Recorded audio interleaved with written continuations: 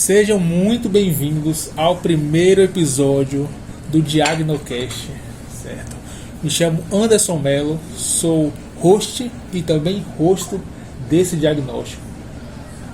Sejam bem-vindos ao primeiro episódio aqui.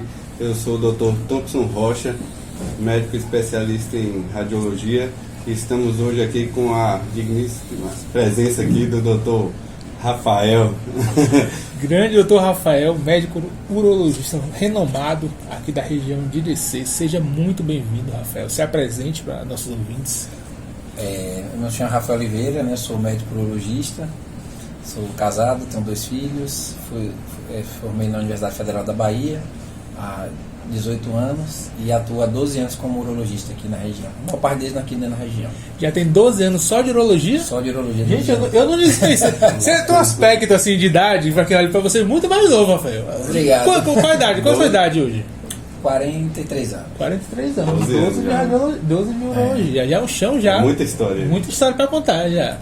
Mas, Vamos assim, aproveitar. Com certeza. Rafa, por que a medicina? O que lhe levou à medicina? Cara, assim, primeiro você tem uma influência familiar, né? Eu tinha uma prima, né, doutora Cibele, que é doutor Vladimir, são pediatras, né? E eu acho que os primeiros médicos assim, da família, né? Mas assim, eu sempre gostei de ciência.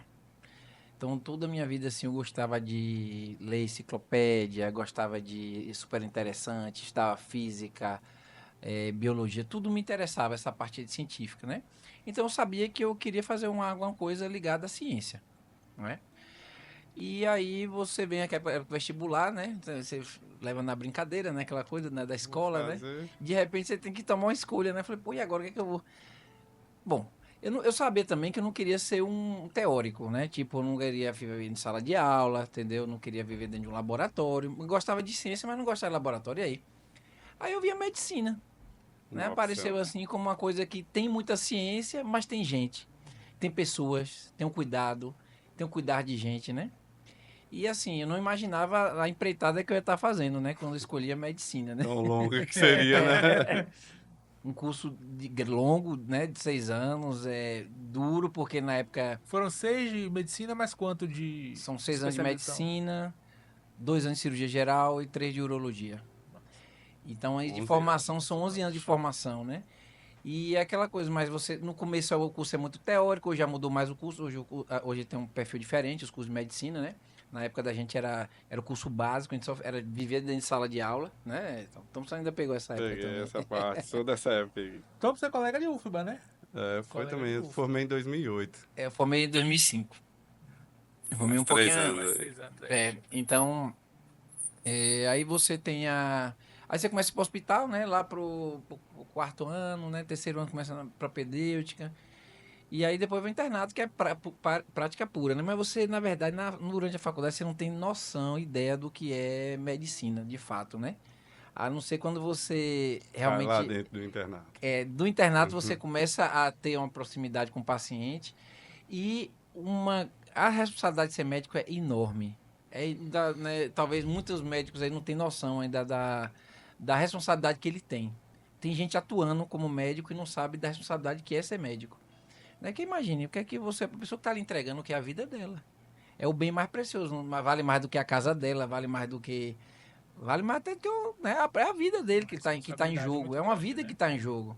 Então, às vezes, aí você começa a cair na real. Pô, que responsabilidade? Então, você tem que começar a responder à altura. Você tem que ser digno de tamanha confiança. Porque às vezes a gente vê um cenário de que muitas pessoas se deslumbram, né, pelo o título de ser médico, pelo status financeiro e quando você tem a responsabilidade, né, de você estar tomando a conta da vida de uma pessoa que está nas suas mãos, né, que a pessoa se entrega para você e você entende também essa responsabilidade que você assumiu, é um choque para você, porque se você não tem o dom para aquilo, se você não entrou, né, para se dedicar naquilo, não vai. Exatamente. Então, aí é o grande coisa. Então, aí daí vem a corrida para você se formar, para você ter uma formação, para você dar o melhor atendimento que você puder, né? Melhor serviço, melhor qualidade de diagnóstico, de tratamento para o seu paciente, isso aí é para o resto da vida. né? Porque a medicina, ela é científica, ela não para. A medicina de 10 anos atrás não é a mesma de hoje, não vai ser daqui a 10 anos, é totalmente diferente. Ao tempo todo é incorporado tecnologia, conhecimento, e você tem que estar a par disso, né? Se você para de estudar, você fica defasado, e aí você deixa de oferecer o melhor para o paciente. Com certeza. Essa chance de estudo aqui, né? Ouvindo um podcast, ouvindo um audiocast, assim, por exemplo, de um especialista já de 12 anos. Na nossa época, para a gente ouvir um especialista falando, tinha que... O filtro era muito maior ali, né? Para a gente ter acesso. Hoje facilitou muito, né? Hoje você tem acesso a grandes pessoas de uma forma mais fácil. Antigamente tudo era muito mais restrito para você poder ter acesso a esse tipo de aproveitar aqui hoje. Com certeza.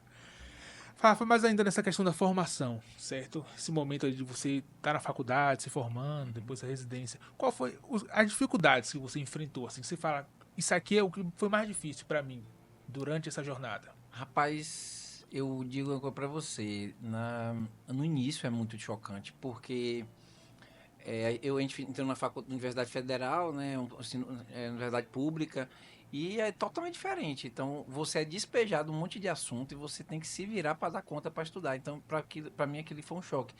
Aí, na época, o que aconteceu comigo, eu vejo que aconteceu com muitas outras pessoas também, que é aquela sensação de que você não vai dar conta. De impotência. É coisa demais. E você tem tipo um princípio de depressão ali no primeiro ano, no segundo ano, porque você acha que não vai dar conta. Tem gente que desiste, tem gente que tranca o curso, né?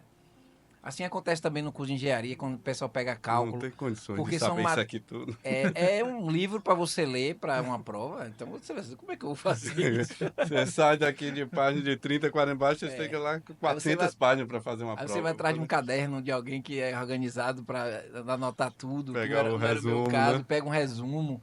Porque é dificílimo, cara. É muito difícil. Mas depois você vê que realmente... era um modelo de ensino que não é mais condizente com os dias atuais, porque o que acontece hoje não adianta você...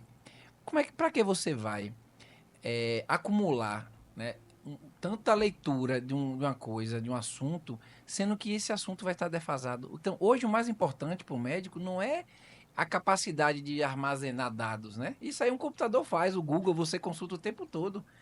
Na verdade, é você estar com a mente aberta e estar aprendendo coisas novas. É isso que é a grande sacada, entendeu?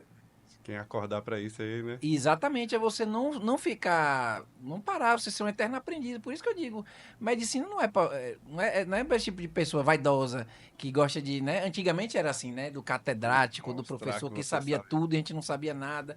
E ele já tinha um conhecimento. Você não, na verdade, você tem que ter sempre aquele comportamento de estudante. Você tem que estar ávido para aprender. Porque o tempo todo está surgindo coisas novas, entendeu? Com certeza. E o computador tá aí, o celular, para você fazer consulta, né? Você não precisa decorar bula de medicação, mas você tem que ter humildade para saber onde procurar, né? Onde procurar. Caminho até chegar lá. Até chegar lá. Uma facilidade com a internet muito grande hoje, né? Sim. Hoje você tem um acesso a dezenas de livros ali na palma da sua mão, em uma pesquisa, você consegue se aprofundar. Aqui antigamente você não tinha. Antigamente, para você conseguir... Nem um livro você tinha acesso, porque o livro de medicina era caríssimo. Era Xerox. Era livro de mil. Livro era mil. Xerox de quanto? De 400 páginas? Era. Então, se não recorresse a Xerox, não tinha aprendizado, né? Porque um livro custava R$1.500. A gente comprava um livro ou outro mais importante, mas não dava para comprar tudo, né? Eu acho que eu formei com 2. Inteiro. Mas assim... De verdade, né? Assim, de anatomia, fisiologia. De anatomia, porque você vai sair me consultando. Mas você não acha que naquela época se dava mais valor a esse conteúdo do que hoje em dia? Porque hoje a gente tem uma quantidade tão grande de informação que às vezes as pessoas acabam vilipendiando isso. E antigamente você dava, por exemplo, como o livro era muito caro, quando você tinha tirar xerox, você dava mais valor àquele conteúdo que era ensinado ali. Verdade. Hoje, mas isso é um fenômeno moderno, né? Da banalização da informação.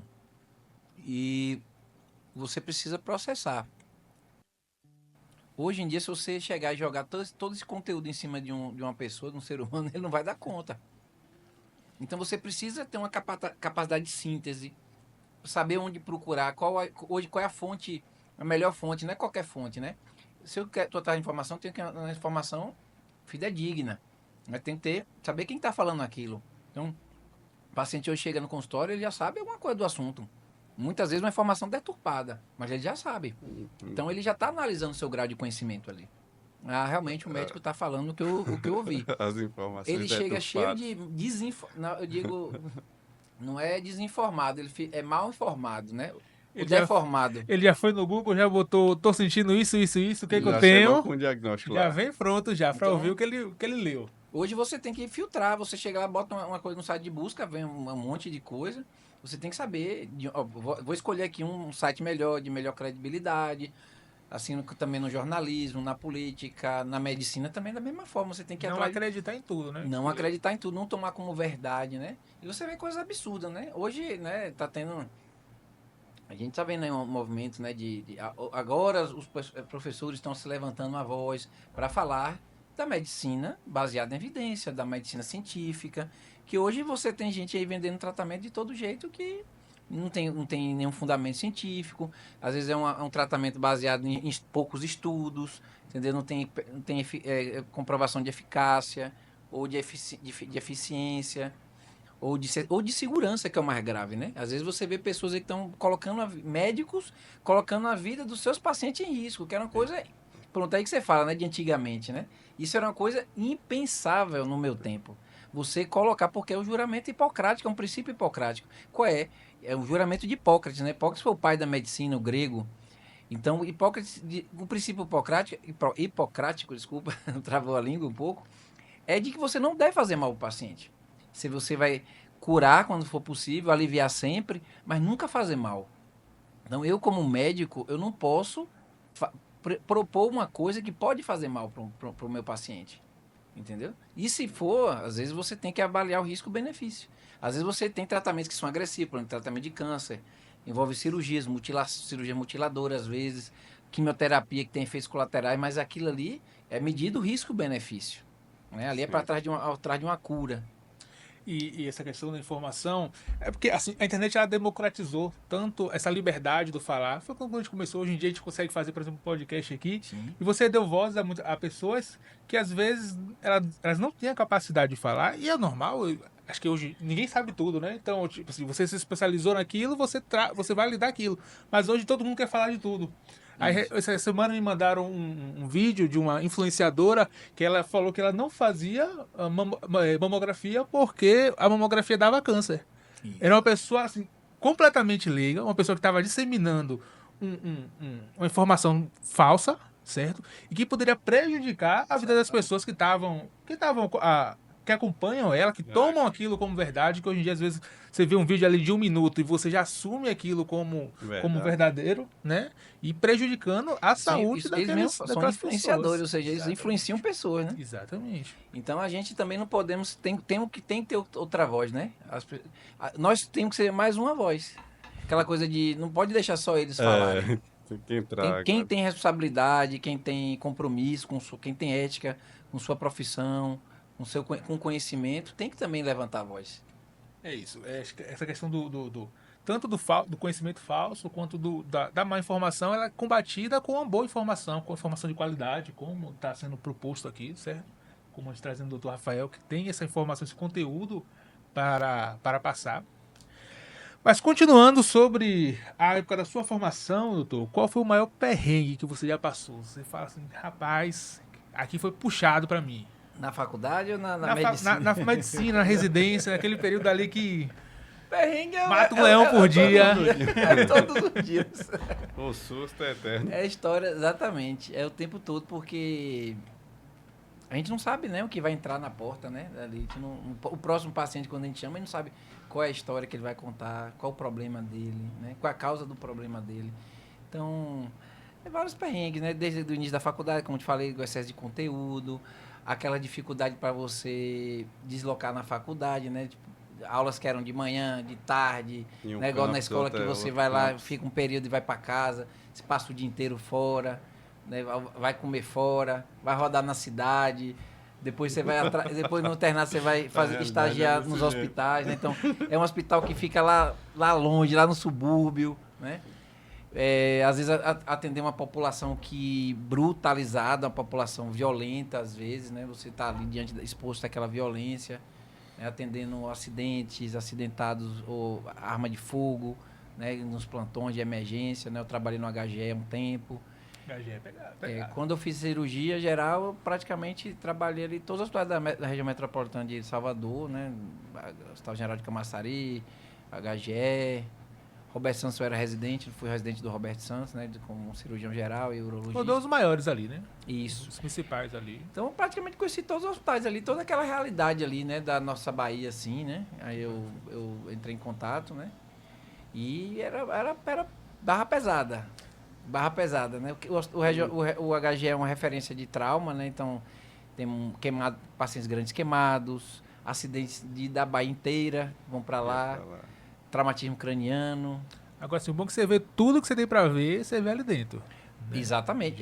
Para mim, eu via como uma oportunidade de aprendizado. Toda experiência é válida. É uma oportunidade de você pôr em prática, né, o teu conhecimento. Né? De você estudar, se defrontar com um problema e procurar solução. Que a solução, às vezes, de um paciente, às vezes é do outro. Lógico que cada ser humano é individual, né? Cada um tem seu problema. E você também tem que respeitar essa individualidade de cada um, né? Com certeza. Sim. Mas ajuda muito. A experiência na medicina é muito importante. Né? Bem válido isso daí. Mas sobre... Vamos lá, você formou em medicina, certo? Está na hora de você escolher sua especialização. Por que a urologia? Boa pergunta. Eu digo uma coisa. A urologia é como... Eu gosto de cirurgia, né? Mas também eu gosto também da parte clínica. E eu acho que o urologista hoje é o clínico que opera, né? Porque boa parte do movimento de consultório são pessoas problemas simples, né? Por exemplo, às vezes é uma pessoa que está com uma doença sexualmente transmissível, ou um problema, eu quero saber como está o estado de saúde dele, não tem queixa nenhuma, ele vai lá para ver se tirar dúvida se ele tem ou não câncer de próstata, por exemplo. Às vezes é um problema, uma disfunção sexual, né, uma disfunção erétil, que pode ser de ordem psicológica. Então, você conversa muito com o paciente, você faz o trabalho do clínico. O clínico faz o quê? Ele colhe a história, ele monta uma suposição diagnóstica e propõe um tratamento. Então, ele ouve bastante. E muitas dessas doenças são também cirúrgicas, né? Então, eu gostava tanto de centro cirúrgico, mas também gosto de consultório. E eu acho que a urologia... O pessoal não vê isso, né? As pessoas ficam tipo, tirando sarro, né? Ah, é o médico que faz o toque e aquela coisa, né? Por que você escolheu isso? Tanta área para fazer, por que você não fez ginecologia? Vai cuidar do pênis. Né? Sabe, abre um parêntese rapidinho. Mas eu nunca vi dessa forma. Conta para quem é leigo, para os ouvintes ali, o que o urologista faz? Qual é a área dele? Bom, o urologista, ele não tem preconceito. Ele atende tanto homem quanto mulher. Já começa daí, né? Tem essa imagem de que o urologista só cuida de homem, não. Ele cuida do trato urinário de ambos os sexos e de qualquer idade, certo? Então, desde o bebezinho até antes de nascer, existem doenças congênitas que já manifestam as malformações no trato urinário. Antes de nascer já aparece. Então, a gente cuida desde antes de nascer até a velhice, assim, até o fim da vida. Já conseguem operar intraútero? Já, mas aí é medicina fetal. O urologista é o médico da medicina fetal, é uma especialidade própria, né? Mas, por exemplo, você tem válvula de uretra posterior, né? Que é uma malformação na uretra que pode causar uma obstrução, que diminui muito a quantidade de líquido amniótico e pode comprometer a vida, né? Pode inviabilizar o nascimento. Já existe derivação urinária, né? Pode fazer uma vesicostomia percutânea intraútero, que pode fazer com que aquela gravidez avance e chegue a termo, né? E a criança nasça e vai fazer o procedimento definitivo depois do nascimento. Então, a gente cuida do trato urinário, do homem e da mulher, ou seja, dos rins, da bexiga, do ureter, certo? Dos dois. Mas também do genital masculino, ou seja, do pênis, aí realmente... Fica marcado com isso aí, né? Tipo, o genital masculino ficou muito... Exatamente. Na verdade, a parte genital masculina é uma subespecialidade da urologia, que é a andrologia, certo? É a andrologia que cuida só da parte genital. Só, né? Masculina? Masculina. É a andrologia. É uma especialidade, é uma subespecialidade da urologia. Da urologia. Que é a andrologia. Aí seria o médico do homem de verdade, é o andrologista. Andrologista. Que não deixa de ser urologista cuida do também. Homem, né? Esse aí só cuida do homem mesmo. Mas o urologista tem esse... outra coisa também que me fascina na urologia, é isso. Essa diversidade. Eu atendo crianças no consultório, idosos, mulheres, homens. Lógico que a maioria são homens, mas também tem de tudo, de qualquer idade. Então a gente trata de cálculo renal, de infecção urinária. O que é o mais comum? É cálculo? No consultório, Sim. O mais comum são problemas de próstata, né? Próstata. Disparado, né? Os problemas prostáticos são mais comuns. Mas a gente tem de tudo. Cálculo também é uma coisa muito comum aqui na região da gente. Porque cálculo pega aqui? Mais hospital, né? Tem uma cálculo crisezinha. Vai muito para emergência, né? Os pacientes procuram emergência com crise de cólica. Alguns têm dor mais leve, marcam consulta no consultório. Outros são encaminhados após o atendimento inicial na emergência, são encaminhados para a consulta. Hoje, para um paciente que apresenta, né, cálculo renal, que vem para você, qual é o principal tratamento para poder lidar com cálculo hoje? Cálculo vai depender da localização do cálculo e do tamanho, né? Se ele for um cálculo menor, às vezes o tratamento, você só acompanha, né, o processo, né? Porque pode expelir espontaneamente, desde que ele tenha uma dor tratável, né? A dor seja tratável ou não tenha dor.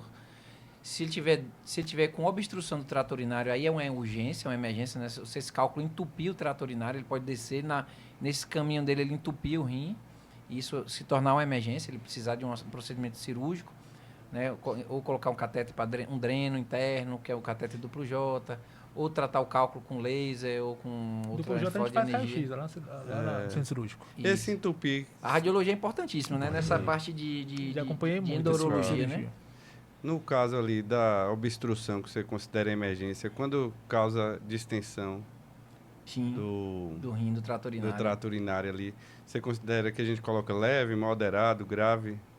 Você leva em consideração ou só pelo grau de dor?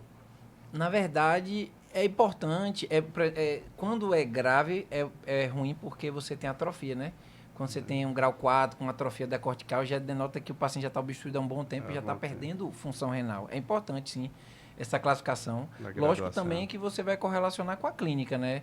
Por exemplo, pacientes que têm infecção, né? São mais graves, né? Então, tem que ser mais urgentes, né? As que têm, além do cálculo, tem infecção urinária associada.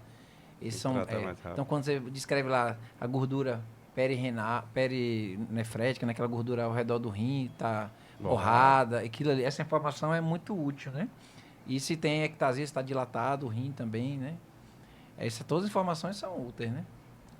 Junto com a clínica. Eu acredito que seja um dos casos bem comuns e quem está em casa conhece, hoje teve ou conhece alguém que já teve cálculo renal.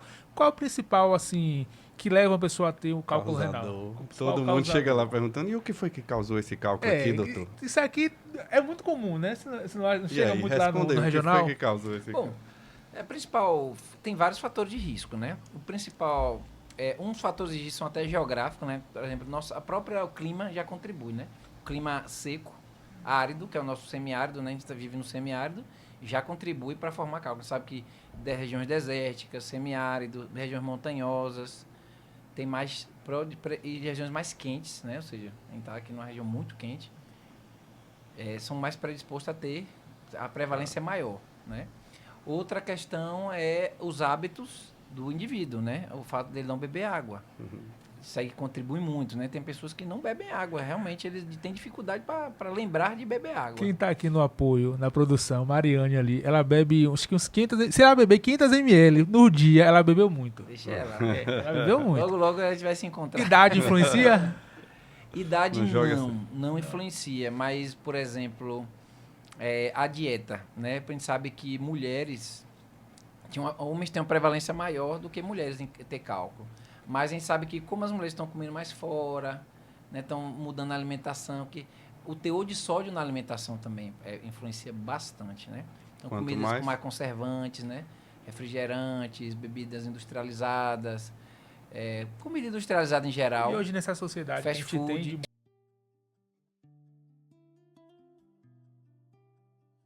né? O aumento do peso, né? A gente está vendo que a prevalência da obesidade nas mulheres também está aumentando, então está aumentando a incidência nas mulheres também. Então a obesidade é um fator de risco importante. Você vê que boa parte dos que estão acima do peso, né, sobrepeso ou obesos, também tem cálculo renal. E são casos mais difíceis também. Geralmente tem mais cálculos e tem mais recorrências, tem mais probabilidade de voltar ao problema. Agora sim, Aproveitando que a gente está nesse mês de novembro, certo? Um mês dedicado, né, à saúde masculina. Quais os principais desafios que você tem para lidar com a saúde do homem hoje? Bom, tem a questão tem diminuído, né? Mas o tabu, né? Aquela coisa do homem não procurar atendimento médico. Assistência. Muitas vezes quem leva o paciente é a esposa, é a irmã, é a mãe. Obrigado. Ou a filha que leva o pai. E já leva quando tá sentindo alguma coisa, né? É muito difícil levar por quase prevenção. Nunca ele aparece sozinho. Alguns vão a pulso mesmo, assim, vai porque a filha insistiu, entendeu? Ou alguns vão porque encaminhado, tem muito paciente, a maioria dos meus pacientes são pacientes encaminhados, né? Tipo, fez um PSA e o clínico vai procurar um urologista, indica, né? Mas é difícil o homem, ainda é resistência do homem a parar, tirar um tempo para se cuidar. O homem ele está muito envolvido com o trabalho, com o cuidado da família, de casa não, né? Dos filhos, né? De prover a casa, né? Vamos dizer assim, sustentar os filhos, trabalhar, de conquistar coisas, né? Faz parte da natureza masculina. Isso aí eu acho que já é masculino em geral, né? O homem ele já vem com essa cabeça de fábrica, assim, de que ele vai prover, então ele tem que se dedicar a isso. Às vezes a saúde ele joga de lado, né? Só vai quando não tem jeito, tem que... A mulher não, ela já se cuida, ela já cuida da pele, ela já cuida da beleza, então ela tem um cuidado com o próprio corpo. O homem tá assim, tá mudando mais, né? Tá mudando, o homem tá mais vaidoso e tudo, mas assim, realmente a energia masculina é voltada para ele correr atrás das coisas, não é difícil ele parar, assim, tirar um tempinho. Então, infelizmente a gente vê pessoas assim, até com um nível socioeconômico bom, pessoas, né, formadas e tudo, chegam no consultório já com câncer de estágio avançado, porque não, entendeu? Não pararam para fazer um exame, para fazer uma consulta, entendeu? E só idoso precisa procurar o urologista? Não, de jeito nenhum. Ó. Essa semana mesmo eu atendi um rapaz com 20 anos de idade com câncer de testículo, entendeu? Isso foi na Unacom. Graças a Deus eu tinha orientado, ele passou pela triagem, a enfermeira encaixou ele na consulta, a gente conseguiu botar ele para fazer a fila, porque é uma situação muito bem novo, né? Tem que ser rápido. Novo, 20 dias o tumor apareceu, entendeu? E já vai operar já. Essa questão assim, de idade, por exemplo, quando aparece mais novo, ele tende a ser mais grave? Alguma correlação quanto a isso? Não, a gente sabe que toda doença tem sua faixa etária de preferencial, né? Então, a gente sabe que câncer de testículo, a gente sabe que pega jovem. Câncer de testículo nos Estados Unidos é a causa mais comum de câncer na faixa etária dos 15 aos 45 anos. Então, nessa idade é raro ter câncer, mas um dos cânceres reserva. Mas nem sempre é possível, né? Na cirurgia robótica, por fato de você estar operando ali muito mais de perto e olhando de muito mais próximo, você consegue preservar mais. Mas assim... Aqui tem acesso só em São Paulo? Já não, tem mais? já tá, hoje a robótica já está praticamente, acho que todos os estados do Brasil quase, né? Você já tem robô em Sergipe, na Bahia você tem vários robôs. Agora só... Inclusive o médico não precisa estar presencialmente, né? Isso ainda está sendo... O console fica na sala? Fica na sala de cirurgia. Você, por exemplo, tem o Hospital Santa Isabel, o Hospital Cardiopulmonar, você tem o Hospital Aliança e o Aliança não, o São Rafael. Então você vê tem vários robôs. No interior da Bahia ainda não existe nenhum. É possível que nos próximos anos, em Feira de Santana, talvez em Vitória da Conquista, né, alguns anos. Mas ele já está bem disseminado. Porque realmente tem vantagem, né? Tem vantagem e é uma incorporação, né? A urologia das especialidades médicas talvez é a que mais incorpore tecnologia, né? Assim como a radiologia também. Tá. Só que a radiologia parece que funciona. A radiologia parece que estagnou, né? Porque chegou num nível de precisão tão grande, né?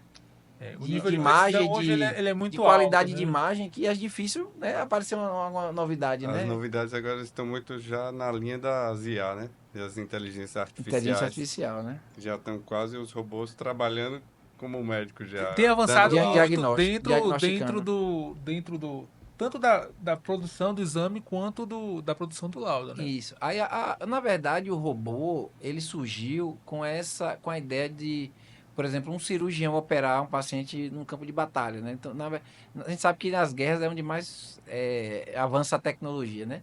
Então, o investimento público para você possibilitar que um soldado fosse, né, operado dentro do campo de batalha por um médico que não estaria ali presente, mas distante. Então, a criação do robô veio daí. né? Então, esse investimento que levou ao desenvolvimento da tecnologia.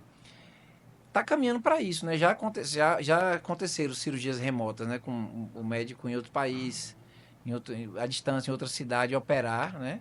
Acontece. Um cirurgião... O Brasil hoje é vanguarda na cirurgia robótica. Tem um dos maiores cirurgiões robóticos, né? Tem muitos cirurgiões robóticos no Brasil.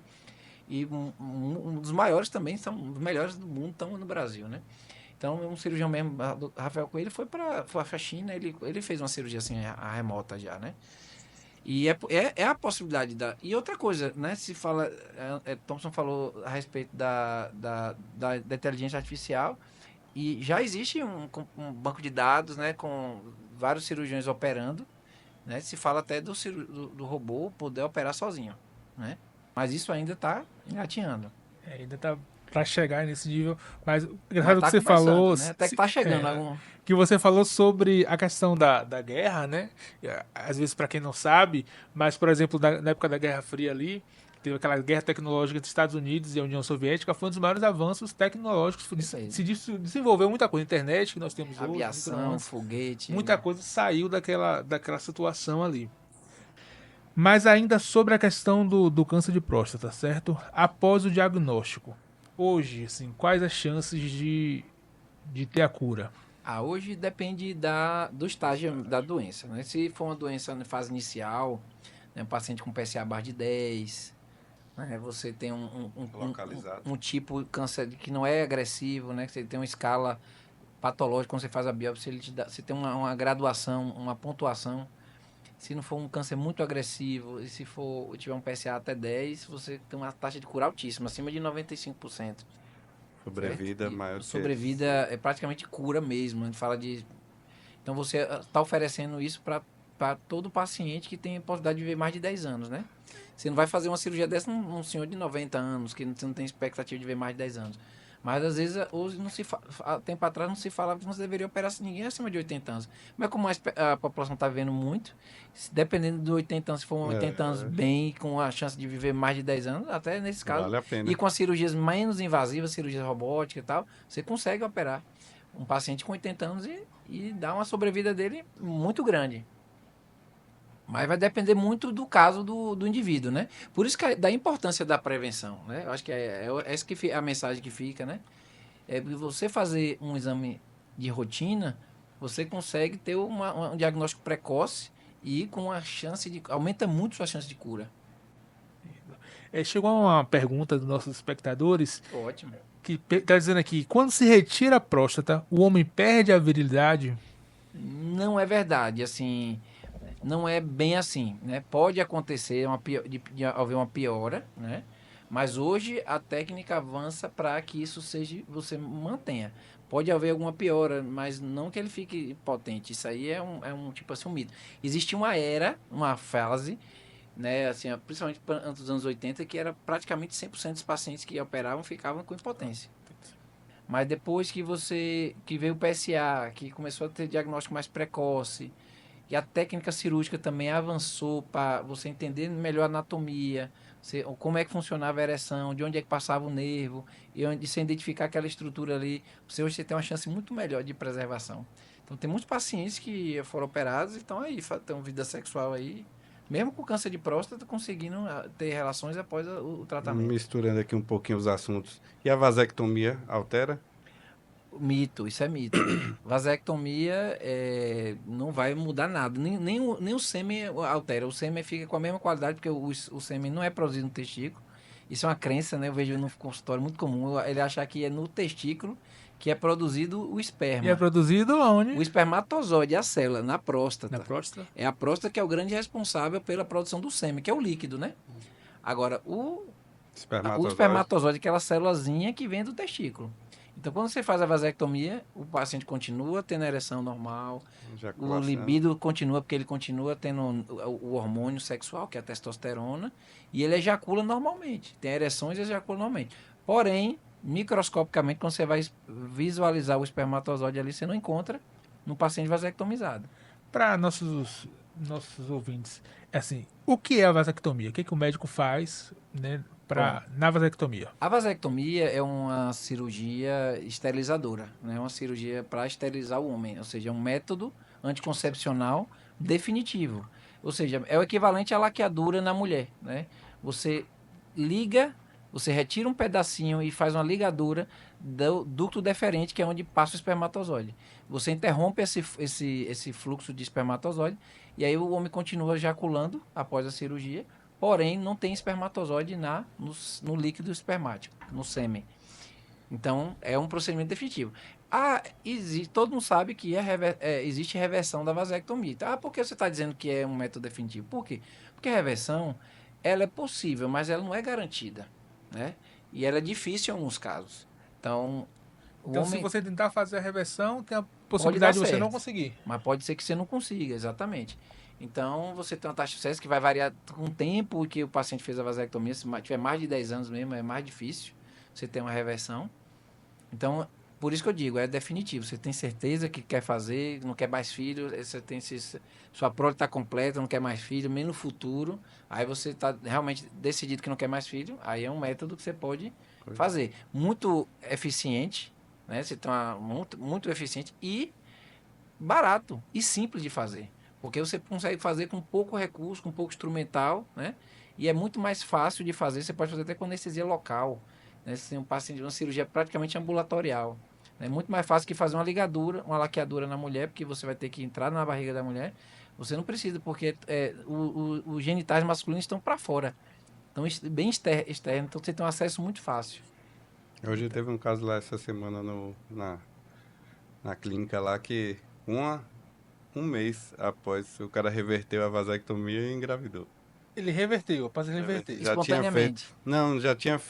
Tinha 5 anos que ele tinha feito a vasectomia. Ele fez a cirurgia. Fez a cirurgia de reversão e conseguiu engravidar com um mês. Foi onde isso? Aqui, em IRC. Que bom, muito bom. Clinical. Pois é, 5 anos, então tinha uma boa possibilidade de reversão. 5 anos é um tempo favorável. Ainda sobre essa questão da saúde urológica, certo?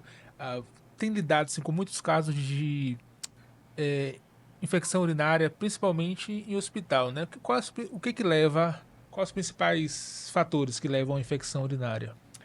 Infecção urinária, você tem várias causas, né? Normalmente o trato urinário ele é estéril, você não tem bactérias no trato urinário, né?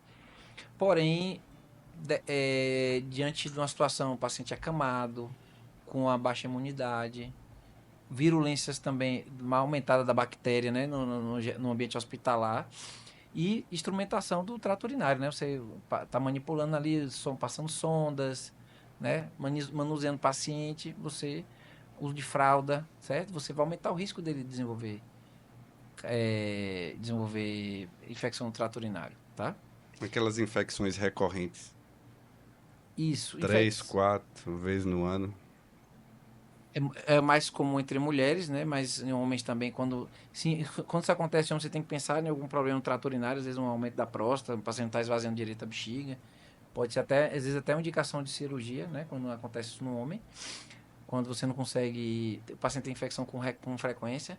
E às vezes na mulher está relacionado aos hábitos de higiene, a constipação, o intestino muito preso, né? Você ficar isso aumenta a presença de bactérias ali próximo da flora ali ao redor da vagina. Atrofia vaginal, né, por conta da falta de hormônio, né? Mulheres mais velhas que já entraram na menopausa, elas têm uma atrofia vaginal, então mudam a flora. Hábitos, né, tipo mulheres que usam muito antibiótico, ou então que tem hábito de lavar a vagina com sabonete comum, que altera pH, então vai destruir a flora vaginal e vai favorecer que seja colonizado por bactérias de alta virulência, né, do trato intestinal. Então você tem um monte de coisa aí para você investigar num paciente que tem infecção urinária recorrente, né? É uma queixa comum no consultório também. Queixa comum? Assim, já fechando a questão das patologias, né, do trato, quais os hábitos, né, de vida eles contribuem para a saúde urológica? Bom, o que fazer agora? Em geral, né, a gente recomenda beber água, né, ingerir líquido é importante, né, não ficar retendo urina. Eu vejo pessoas que, né, têm o hábito de ficar adiando a micção, professores, mas fica lá indo aula e outra, né, pessoas ficam ali. Acho que beber água é fundamental. Fazer seus exames de rotina, né, assim como A mulher tem o hábito de um médico ginecologista, não custa nada. E com que idade de neurologista? Desde pequeno. Desde pequenininho. Eu acho que a mãe já deve levar o filho para ver, com 3 anos de idade, para ver se já não tem fimose, se está evoluindo de forma favorável para uma resolução espontânea, se ele vai precisar de uma cirurgia. Quando tiver adolescente, é importante para ser orientado com relação à prevenção de doenças sexualmente transmissíveis, né? Porque a gente sabe que o adolescente, ele começa a vida sexual, ele começa muito afoito, então pode ter muito parceiro, né? Pegar a doença. Ou prevenção do câncer do testículo, acho que é importante conversar com os meninos, certo? Tem como prevenir câncer de testículo? Tem como você diagnosticar cedo, né? Você orientar a se autoexaminar. Não existe o autoexame de mama? A mulher não é estimulada a palpar a mama dela para ver se não tem nenhum caroço? O homem tem que fazer a mesma coisa com o testículo. Apareceu um caroço, ó, nunca tinha isso aqui, não percebi isso antes. Na dúvida, vá no urologista ou faça o seu ultrassom. Para você, o ultrassom é um excelente método. Em urologia, o ultrassom resolve um monte de coisa. Um exame barato, fácil de fazer e dá muita imagem, né? Você consegue ver bem o rim, ver o testículo, certo? E fazer o preventivo de câncer para a próstata, porque é uma doença muito comum, né? É uma prevalência alta, 70 mil casos por ano no Brasil, né? Então, é muita gente com diagnóstico. E a maioria não vai morrer que tem câncer de próstata, não vai morrer de câncer de próstata, mas vai ter. Mas como é uma doença muito comum, vai ter muita morte por câncer de próstata. Então, em torno de 18 mil óbitos por câncer de próstata também, que é muita gente, né? No caso lá do consultório, sempre aparece lá o pessoal do autoexame procurando um nódulo no testículo e é sempre o epidídimo. Acho que 90, 95% dos casos é o epidídimo que ele percebe. O cara fala assim, tem 3 ovos, né? Então, às vezes tem um cisto no epidídimo enorme do tamanho do testículo, né? Eles aparecem lá para ver. Mas o ultrassom é excelente. O ultrassom é um método formidável. Acessível, né? Bastante acessível. Acessível. Pode fazer, não é inócuo, não faz mal nenhum. O paciente pode fazer 10 ultrassons. Pode fazer todo dia se quiser ultrassom. Não faz mal fala nenhum. Isso pra grávida, né? Todo dia vai querer. Agora a gente vai fazer um bate-bola rápido sobre os principais mitos da saúde urológica, certo? No caso aqui, a primeira. Homem não precisa ir ao médico se não estiver sentindo nada? Não, existe a manutenção preventiva, né? Não só corretiva. Tem que é isso, como eu acabei de falar. Gostei de que você disse aí, desde pequenininho, né? Desde Tanta pequeno, prevenção. Desde pequeno. Acho que é a partir de 40 anos. Não, é antes, já começa antes. Porque é daí que começa você mudar a cabeça. Formar um vínculo com o médico, confiar no médico. Em vez de estar no Google, pergunta pro seu médico. Você está na dúvida? Às vezes a informação... E ter um médico de confiança, você ter acesso ali. Exatamente, é diferente. Faz uma diferença. Outra aqui, ó. Mito ou verdade? Só idosos precisam se preocupar com câncer de próstata? Bom, a gente sabe que o câncer de próstata ele tem uma prevalência maior. Quanto mais idoso, maior a prevalência, mais aparece o câncer, certo? O fator de risco maior do câncer de próstata é a idade, sem dúvida. Porém, como a gente conversou mais cedo, né? Existe casos de câncer com até menos de 50 anos, então a gente recomenda, não só eu, mas vários colegas também, a gente percebe que a gente devia começar um pouquinho mais cedo. Nossa, outro mito ou verdade? O exame de toque retal é constrangedor e desnecessário? Bom, infelizmente, né, ou felizmente, não sei, eu acho que o toque é relevante, é necessário, porque você tem muita informação, não só a respeito do câncer de próstata, que, por exemplo, hoje eu peguei um paciente que estava com um PSA alterado, no exame do toque a gente já viu que tinha nódulo, então de imediato ele já foi encaminhado para biópsia. Entendeu? Então você percebe, você consegue diagnosticar na primeira consulta, você consegue ver o tamanho da próstata, então você vai dar uma informação importante se você for operar o paciente, o tamanho é importante. Você estima o tamanho pelo toque. E bem, uma precisão bem razoável. E você também vê outras coisas, por exemplo, tem pacientes que têm dor testicular e quando você vai ver é uma próstata inflamada, entendeu? Prostatite mesmo você vê muito no toque. Né, altera a consistência da próstata. Então, assim, você tem muito diagnóstico com o toque. Por exemplo, até também doenças no fora da próstata também, né? Por exemplo, tumores no reto, né? Você vai ver sangue no dedo de luva, você vai ver palpar massas também, né? Então, é um exame fácil, não custa nada, né? Já está incluso na consulta. Então, por exemplo, fala, eu vou pagar para fazer o toque. Porque você já pagou a consulta e vai pagar o toque? Não, você já tá pago. Já está incluso na consulta, né? E você tem muita informação, ajuda bastante. E é rápido. É mais desconfortável naquela pessoa que está mais ansiosa, mas assim que o momento que a pessoa se sente mais tranquila, mais à vontade, é um exame rápido. É a mesma coisa, eu comparo com o exame na mulher, né? O espéculo. Se a mulher estiver nervosa, ansiosa, ela vai sentir dor no exame do espéculo. Mas a partir do momento que ela sente confiança, que ela fica tranquila e tal, faz o exame ginecológico tranquilamente. Sobre a questão do toque, já teve algum caso de ter um PSA alterado, alguma coisa que indicasse o toque e o paciente se recusar? Sim, acontece. Tem pacientes que frequente? Não querem fazer. Não tão frequente, mas aqui e acolá aparecem pacientes assim. Mas e nesses casos, qual é a conduta que você tem? A gente explica, né, que a gente vai precisar de algum exame, né, por exemplo, aí eu vou solicitar uma ressonância, né, porque é um exame mais caro, é possível fazer, né, mas se tiver uma suspeita forte de câncer pelo PSA, a gente precisa de um exame de imagem. Tem que ter. E aí você tem uma ressonância hoje que tem uma boa, excelente também, um avanço assim, né, que está disponível aqui na nossa região. Se dá muita informação, tamanho da próstata, áreas suspeitas, né, localização, né, se tem algum comprometimento dos órgãos ao redor da próstata. Então é um exame muito bom. Aí, assim, às vezes você pensa, não, mas o exame é muito bom, por que não faz só ressonância? Porque o custo de uma ressonância de próstata é elevadíssimo, certo? Não é aberto à população. Exatamente. Né? Não é todo mundo que consegue fazer, inclusive, que consegue estar dentro do aparelho para fazer. A gente vai ter que precisar utilizar contraste. Então, a complexidade se sobe muito para um exame de toque que ali, rapidinho, você resolve. Exatamente. Bem diferente. Mito ou verdade? Disfunção erétil é um problema psicológico? É um problema multifatorial, né? Pode ser psicológico, dependendo da faixa etária, mas pode ser um problema do envelhecimento masculino, né? A falta de hormônio, né? Antigamente chamava de andropausa, hoje é chamado de DAEM, uma síndrome chamada DAEM, que é deficiência androgênica. A disfunção erétil, ela é mais comum, acho que eu acredito que não seja tão divulgado, mas ela é bem comum entre os homens. É comum chegar no consultório com disfunção? Sim, chegam bastante de todas as idades, desde jovem, né? Que geralmente o jovem não está relacionado à falta de hormônio, né? Geralmente esse que eu querendo, eu quero fazer uma testosterona, mas o cara tem 30 anos, pô. Não tem como ele não ter testosterona com 30 anos de idade. Nem com 20, pior ainda. Na verdade, o problema é a ansiedade, às vezes é estresse, cortisol em excesso, as pessoas estão dormindo mal, né? A pessoa está com cortisol lá em cima, né? Por conta do estresse, está com pressão alta, né? Então, a natureza ela é sábia, né? Você só vai se reproduzir, não tem jeito, né? A finalidade do sexo é a reprodução. E você vai reproduzir quando você está tranquilo. Ninguém vai copular. Qual animal que vai copular sendo ameaçado, sentindo que está ameaçado, que vai ter um perigo próximo? E não é hora de fazer aquilo, né? A natureza é sábia. Não é hora, bicho. Então vou liberar um hormônio aqui para você não pensar nisso agora. Entendeu? Vou lhe deixar ligadão, vou deixar você sem dormir, vou liberar o cortisol no sangue para você não inventar de namorar. Né? Então você precisa estar relaxado, tranquilo. Pô, agora tá calmo, agora tá beleza, olha, a barra tá limpa.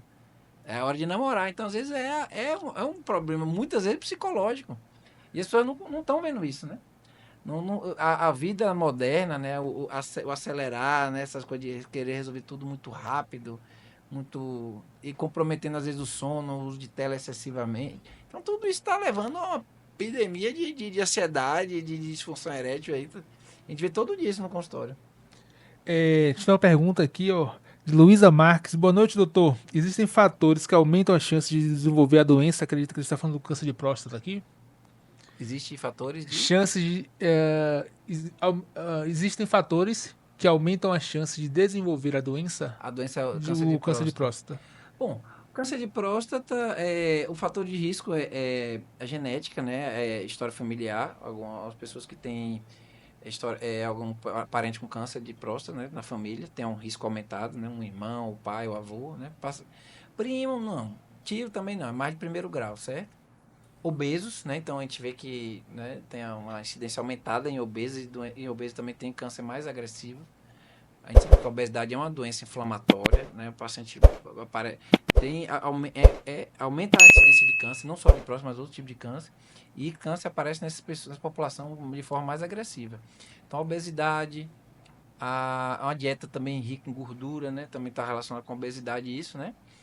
História familiar, genética e a idade. E a idade não tem como mexer, né? O relógio só anda pra frente. Não tem jeito. Aí não tem Não jeito. tem como prevenir o envelhecimento. Essa aqui é boa. Mito ou verdade? Cerveja faz mal à saúde do homem? Bom, olha, eu digo assim, a cerveja, ela é cultural, né? Desde como... É muito bonita a história da cerveja, porque veio com a agricultura... Como inventou a agricultura, já nasceu a cerveja. Se você olhar lá na Suméria, onde a agricultura nasceu, onde a civilização apareceu, a partir do momento como fez a cerâmica, começou a cultivar o trigo e fez o pote de barro, a cerveja apareceu. Porque ele começou a armazenar ali o trigo dentro do pote, aquilo fermentou e ele bebeu e gostou. Então é uma coisa cultural. Você não vai evitar que as pessoas... E está relacionado o quê? O hábito de beber com fraternização, com alegria, com a festa, com festejar. Então isso faz parte da vida, né? Agora, o que é a cerveja? A cerveja é um alimento muito calórico, né? A gente sabe que é um alimento com muita caloria, né? Assim como toda bebida alcoólica. E não existe uma dose segura. Então você tem que beber, como já diz na própria rótulo da bebida, beber com moderação. Né? Você não vai proibir as pessoas que bebam, mas que bebam com moderação, que entenda que aquilo ali é muito calórico, que você não pode fazer um uso abusivo daquela substância, né? E você pode, se você beber muito, você está ingerindo muita caloria. Se você ingerir caloria, você vai ganhar peso. E a obesidade está relacionada também a uma queda de produção de hormônio. Dentro da gordura da gente tem uma enzima que converte a testosterona, que é a aromatase, em estrogênio. Então, ele diminui o teor de testosterona do homem. Então, diminui a libido, diminui a obesidade, né, o excesso de peso, aquela barriguinha de chope, está relacionado a problemas cardiovasculares, hipertensão, a diabetes, ao excesso de cortisol, disfunção erétil, a baixa libido e baixa testosterona. Muito boa. Só ainda na questão da cerveja, o fator dela ser diurética não ajuda na questão do cálculo ali? Não tem relação. Não se engane, isso é mito, porque o que acontece na bebida alcoólica é que o álcool ele se difunde muito, né, livremente entre o espaço intracelular e o extracelular. Então, na verdade, o álcool ele expulsa a água do corpo. Quando você bebe, você está eliminando água. Você está perdendo água. Então, o que acontece quando você bebe muito outro dia? Ressaca. Ressaca é basicamente desidratação pesada. Então, os neurônios estão desidratados, você aparece a dor de cabeça, a náusea. É uma desidratação muito intensa. Por quê? Porque você está botando água para fora do corpo, né? Aí você acha que está fazendo bem porque está fazendo xixi. Mas, pelo contrário, até aumenta, como é desidrata, até aumenta o aparecimento de cálculo. Né? Não tem esse fator de vou beber cerveja para evitar que apareça cálculo, que eu vou fazer muito xixi. Isso é mito. Muito boa. Infertilidade é um problema que só afeta as mulheres? Ponto. Isso aí também é uma coisa boa, excelente pergunta. Por quê? Porque o que a gente vê no consultório, né? A infertilidade é um problema do casal, não é da mulher, tá? Metade dos fatores de... 30% é do casal, ou seja, de compatibilidade dos dois, 30% da mulher, 30% do homem. Então a responsabilidade do homem é a mesma. A partir do momento que você tem um problema de fertilidade, um casal que está tentando ter filho, não consegue, ambos têm que fazer a investigação. O que é que eu vejo no consultório? A mulher já investe, depois que investiga a mulher, que vai não tem nada de cabo a rabo, ela de cabeça para baixo, não achou nada, deve ser você o problema. Aí o homem aceita ir no médico para ver, e quando muitas vezes vê, o problema é no homem. Às vezes é uma infecção na próstata, uma varicocele, certo? É uma coisa não diagnosticada que você poderia ter lá atrás, desde o início, ter resolvido. Uma consulta com o urologista. A gente diz o quê? A infertilidade, pelo OMS, o que é infertilidade? É quando um casal está tentando ter filho há 2 anos e não consegue. Então é normal um casal recém-casado, tem gente que casa, não quer engravidar no outro mês. Não é assim, não é? Peraí. Então espera um pouquinho, 6 meses, 1 ano pelo menos. Né, para ver se vai ter filho de forma natural, porque isso é normal, né? Ainda não é considerado problema ainda, não é doença. Mas a partir de 1 ano, 2 anos, já merece uma investigação. E se for investigar, os dois, não só a mulher. Temos outro aqui, mito ou verdade? Musculação aumenta os níveis de testosterona? Isso é verdade. Não é mito.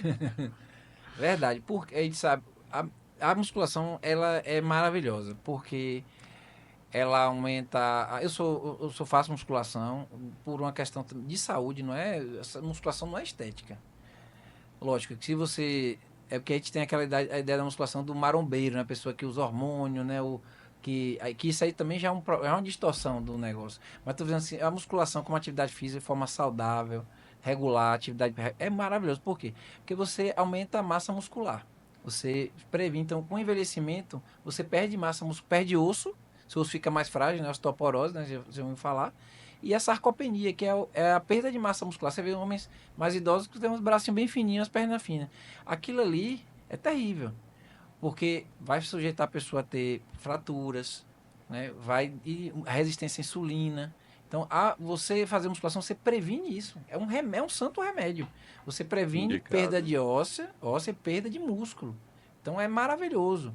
Você diminui o nível de estresse do indivíduo. Então, você diminui o nível de cortisol.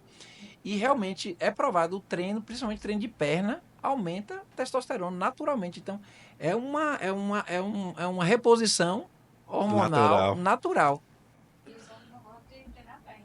Exatamente, que é errado, né? Você tem que treinar principalmente a perna. Os grandes músculos são responsáveis são maior contribuidores de produção hormonal. A gente tem outra pergunta aqui dos espectadores. Margarida Santos. Doutor, é necessário o exame de PSA para diagnosticar o câncer de próstata? É fundamental, né? Já existe estudos, né? Com estudos já até antigos, em que foi comparado só quem fez toque, só quem fez PSA e quem fez os dois. A gente fala com o paciente, tem pacientes que só querem fazer o PSA. Beleza.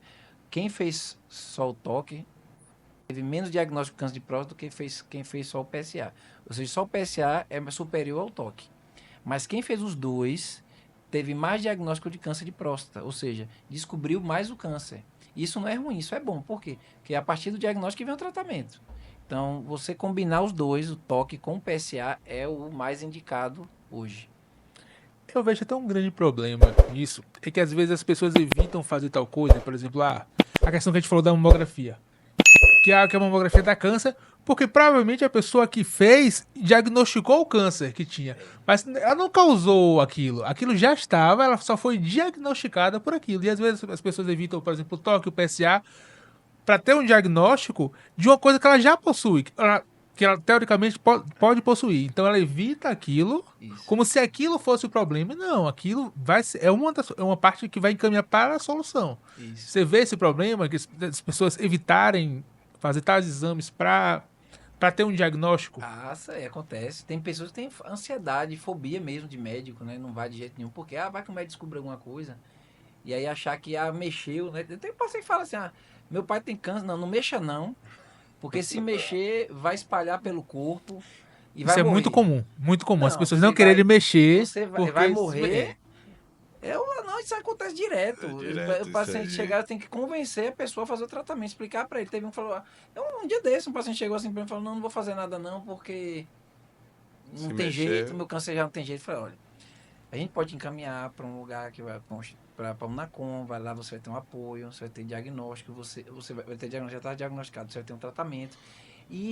Mas eu vou dar trabalho para minha família. Eu falei, você vai dar trabalho de todo jeito. Agora, se você não fizer o tratamento, você vai dar mais trabalho ainda. Porque a sua família não vai ter apoio nenhum. E se você for fazer o tratamento, pelo menos sua família vai ter um apoio. Porque isso aí vai acontecer de toda forma. Então você tem que se preparar. Infelizmente, isso faz parte da vida, né? A gente tem essa negação, mas a gente envelhece, a gente adoece e não tem jeito. A melhor forma não é negar que o problema existe, é a famosa negação, né? Negar que o problema existe. Não vou fazer exame, só quem adoece é quem faz exame, né? Então você ficar com raiva do mensageiro, né? Verdade. O raiva do exame ou do médico que ele descobriu que ele tinha. Mas a verdade ele era só o mensageiro. O problema já estava lá. E a medicina, a boa medicina, a medicina, né, feita com responsabilidade, a medicina científica, veio para melhorar a qualidade de vida, não para piorar. A gente não pode estar oferecendo coisas que vão piorar a situação do indivíduo, né? O tratamento é discutido, acho que o paciente tem autonomia, ele pode optar por, né, ele tem que estar informado, o médico dele tem a obrigação de informar ele quais opções que ele tem, e ele tem o direito de escolher entre um tratamento ou outro, entendeu? Ele tem direito, por exemplo, hoje teve quarta-feira, teve 2 pacientes que tinham câncer de próstata, mas de baixo risco. Todos 2 eu indiquei fazer acompanhamento. Não operar de imediato, porque o câncer era de baixo risco, você pode acompanhar esse paciente vários anos, ele não desenvolve, o câncer não evolui. Um deles, eram conhecidos, viu? Um deles ficou tranquilo, beleza, o outro não. Ele não aceita a ideia de ter câncer e não tratar. Ele escolheu o tratamento, pronto. Você tem direito de operar, você quer fazer cirurgia, pronto, você tem todo o direito de fazer. A gente encaminhou ele para a cirurgia, entendeu? Então, o paciente tem voz, você tem opções, o paciente tem que ter uma conversa aberta com o médico, né? O médico também tem que oferecer opções, explicar para ele o que é a doença, qual o processo do adoecer, o que ele pode enfrentar, quais os riscos e as complicações que ele pode ter do tratamento e de não tratar a doença. E aí ele fazer uma escolha, ele tomar uma decisão, né? Optar por um outro tratamento. Mais um aqui. Suplementos alimentares são essenciais para a saúde do homem? Rapaz, esse é um assunto polêmico, né? É muito comum os suplementos. Hoje você tem uma indústria vendendo aí nessa que internet, multimilionária, né? Movimenta muito dinheiro. E a gente sabe o quê? Que mesmo a pessoa suplementando, está cada vez pior a saúde das pessoas, né?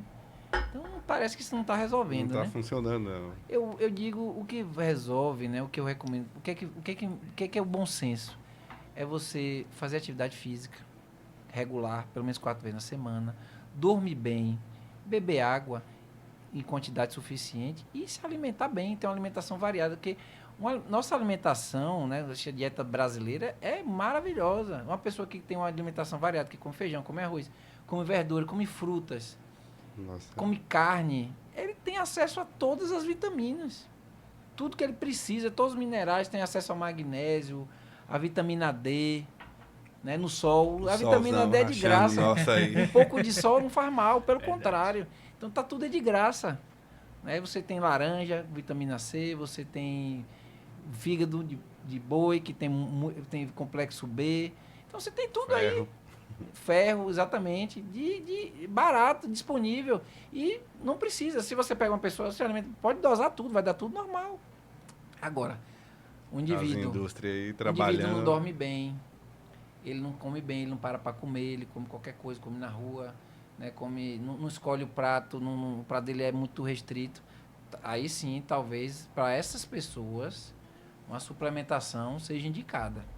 Entendeu? Mas assim, hoje, né, infelizmente, como a vida moderna está muito corrida, as pessoas não estão tendo tempo para se alimentar, talvez alguns realmente precisem de suplementação. Eu não sou contra, nem a favor. Eu acho que você tem como obter isso de forma natural. Acessível. Na necessidade usada. E para quem precisa, alguns precisam, o cara não toma sol de jeito nenhum, talvez tenha vitamina D muito baixa. Alimentação desregrada. Não toma leite, tem um cálcio baixo, entendeu? Aí pode ter um problema nos ossos. Então, alguns casos, sim, eu suplemento alguns pacientes, né? Mas a grande maioria não precisa. Já finalizando, doutor, nesse clima de Novembro Azul, qual o principal conselho que você deixa para os homens de casa que estão nos ouvindo? Bom, eu digo que para não ter medo. O toque não faz tanto mal assim. Não faz mal, é um exame rápido, tranquilo, dura menos de 10 segundos. Não precisa nem contar até 10. Menos que isso, o exame já terminou. O médico já viu o tamanho da próstata, já viu se tem nódulo e tudo. Que não tenha... se informe melhor, crie o hábito de procurar o médico, o seu médico de confiança, seu clínico, seu cardiologista, seu radiologista, né, seu urologista, que seja, para ter uma informação. Eu vi informação na internet. Em vez de ficar só na internet, tem uma pessoa de confiança, um médico de confiança. Isso é provado, né, que pessoas que têm um médico próprio, um médico que fala assim, eu tenho meu médico, elas têm uma sobrevida maior, elas vivem mais. Por quê? Porque elas se informam melhor. Elas tiram as dúvidas dela com essa pessoa. A informação está aí, é disseminada, mas ela precisa ser filtrada. Então, você tem que saber de onde vem a informação. Nada melhor do que você ter uma pessoa de sua confiança. E essa pessoa deve ser seu médico. E, nesse caso aqui, onde o pessoal que está ouvindo a gente pode lhe encontrar? Bom, A gente atende aí na autoclínica, né, lá na Antônio Carlos Magalhães, na Hospital AME também. Eu também trabalho na Unacom, que é a unidade de referência de oncologia, que funciona no hospital regional. Né? A gente atende os pacientes encaminhados, né, com diagnóstico ou com suspeita de câncer, não só de próstata, câncer renal, câncer de bexiga, câncer de testículo, de pênis. Então, todo esse tratamento a gente faz lá, disponível pelo SUS, graças a Deus. E estamos aí. E como qualquer coisa, estamos às ordens. Doutor, foi uma honra receber aqui nesse primeiro episódio, certo? Que somou muito, sei que muita informação, certo? Informação de qualidade, certo? As portas estão abertas para participar de outros episódios, certo? Obrigado pelo convite. Muito obrigado pela sua presença aqui. Eu gosto de bater um papo com vocês, né? Com a população, né? Sempre é bom a gente tirar um pouquinho de tempo de dá um acessozinho. Dá um acesso, dá oportunidade para uma pessoa tirar uma dúvida, né? Às vezes a dúvida é de uma de outra. Eu posso ter falado alguma coisa que tirou uma dúvida de muita gente aí, né? Agradecer demais a sua presença aqui com a gente aqui. Eu que agradeço. Você que está em casa, se inscreva no nosso canal, certo? Esse aqui foi o primeiro episódio de muitos que estão por vir. Então não perca a oportunidade, já se inscreve que você vai ser notificado dos próximos episódios. Gostaria de agradecer mais uma vez Dr. Rafael pela presença. Gostaria de agradecer a Copenhague EDC, tá bom? Que cedeu o espaço para a gravação. O melhor chocolate da região e do Brasil é Copenhague, certo? Dr. Thompson. Agradecer demais aqui a equipe de apoio ali atrás. Mariane já sabe tomar menos 2 litros de água. A indicação de água é do que? 2 litros? Aí varia. Eu tenho um paciente mesmo que é tratorista, toma 5 litros de água, tá certo. Eu trabalho na churrascaria ali no forno, 2 litros é pouco para essa divida, né? Então não tem receita de bolo. Mas assim, em média, 2 litros assim, é um número bem na média. Serve para a maioria, vamos dizer assim. Mas tem gente que precisa de mais. Aí eu faço atividade física, eu corro, mais água. Mais pergunta?